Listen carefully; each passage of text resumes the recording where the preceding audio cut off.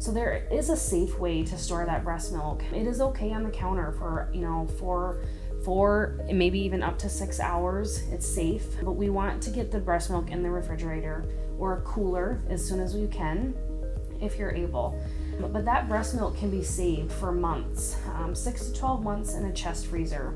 And so that is a great way, if you have a chest freezer available, a great way to store that milk to keep it for as long as possible. And if you did have milk that did not get stored properly, and maybe it was outside of that window, or you forgot it in your cooler pack or something like that, you can still save that milk. Keeping that milk and just putting it in a special spot in the freezer and mark it, it's great to use on your baby's skin. You can use it on your baby's bottom, rub it into their skin, put it in their baths, and that's a great way to use that milk that maybe wasn't stored properly. So a lot of moms want to know about pumping and dumping, especially out in the summertime and whatnot, enjoying a drink out with their friends or a night out on the town after having baby, and you're wondering, when is it safe to do that? If I pump and dump, is it going to clear that alcohol out of my system sooner and I can get back to feeding it to baby?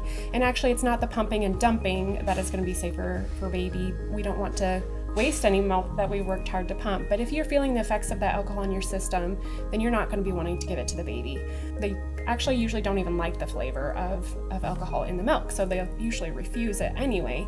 But you're pumping to help protect your milk supply. Anytime that we're not able to feed the baby, we need to remove that milk in order to signal to create more milk. So we want to keep that supply there to be able to keep it up to where it should be to provide for your baby.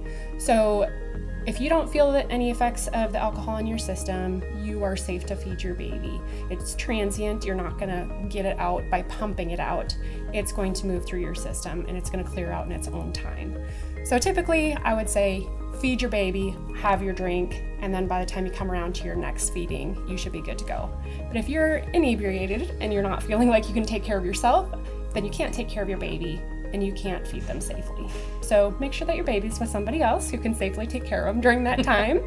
And you can resume your breastfeeding again, getting baby right up and ready to feed again when you're back to feeling yourself.